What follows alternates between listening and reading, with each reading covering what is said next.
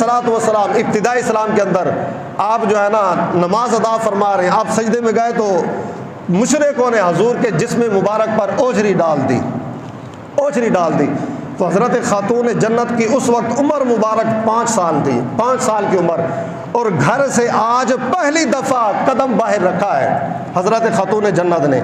आज हमारी माँओं बहनों बेटियों की जो है ना, जब तक हफ्ते के अंदर एक मरतबा बाजार का चक्कर न लगे तो उनको घर में सुकून नहीं आता, उनकी रोटी हजम नहीं होती, कोई काम ना भी हो ना सुई लेने के बहाने भी घर से बाहर निकल ही पड़ती हैं, उनकी रोटी नहीं हजम नहीं होती जब तक हफ्ते में एक मरतबा बाजार का चक्कर न लगे।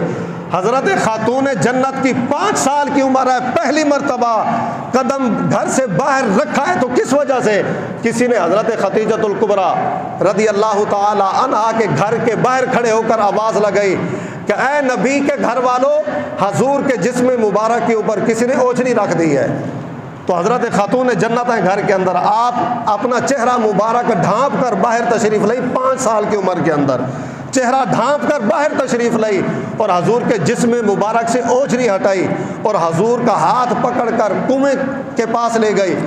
और हजूर अलैहिस्सलातु वस्सलाम के जुल्फ़े मुबारक हज़रत खातून जन्नत अपने हाथों से धो रही है। हजूर अलैहिस्सलातु वस्सलाम की आंखों से आंसू जारी है और हज़रत खातून जन्नत आपकी जुल्फ़ें धो रही हैं, आपका सर मुबारक धो रही है। जब आपका सर मुबारक धो लिया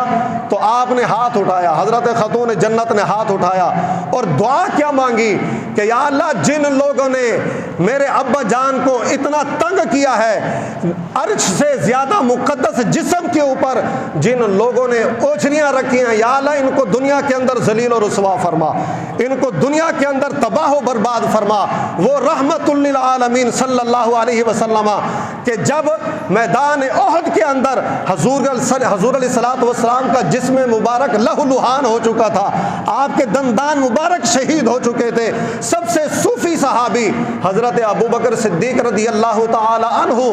ने अर्ज़ की, या रसूलल्लाह आप दुआ फरमाएं, अल्लाह रब्बुल आलमीन इनको तबाह व बर्बाद फरमा दे। हजूर ने फरमाया कि नहीं, ये लोग मुझे पहचानते नहीं है, मुझे जानते नहीं है, इनकी नस्लों के अंदर कोई ऐसा ज़रूर पैदा होगा जो मेरी गुलामी इख्तियार करेगा, मेरा कलमा पढ़ेगा और जन्नत का हकदार बन जाएगा। जहाँ पर भी हजूर अलैहिस्सलातु वस्सलाम को किसी ने नुकसान पहुँचाया है, आपके जिस्म को लहूलुहान किया है, हजूर ने कभी दुआए दरर नहीं फरमाई, कभी दुआए जलाल नहीं फरमाई। लेकिन इस मौका के ऊपर जब हज़रत खातून जन्नत दुआ फरमा रही है, हज़रत फातिमा ज़हरा ने दुआ की कि या अल्लाह, जिन लोगों ने मेरे अब्बा जान के जिस्म मुबारक के ऊपर ओछरी रखी है, इनको दुनिया के अंदर तबाह बर्बाद फरमा। हज़रत अब्दुल्लाह इब्न मसूद रज़ी अल्लाह ताला अन्हु फरमाते हैं कि वो दुआ मैं सुन रहा था, हज़रत खातून जन्नत दुआ कर रही थी और काली कमली वाले आका, या अय्युहल मुज़म्मिल वाले आका, या अय्युहल मुद्दस्सिर वाले आका, जब जो है ना मैदान ओहद के अंदर दुआ कर रहे थे कि या अल्लाह इनको हिदायत नसीब फरमा, जब हज़रत खातून जन्नत ने दुआ की तो हजूर ने आमीन क्या कहा कि या अल्लाह, जैसे मेरी ये साहबजादी कर रही है, या अल्लाह ऐसे ही वो फरमा दे, इनको दुनिया के अंदर जलील और रुसवा फरमा दे।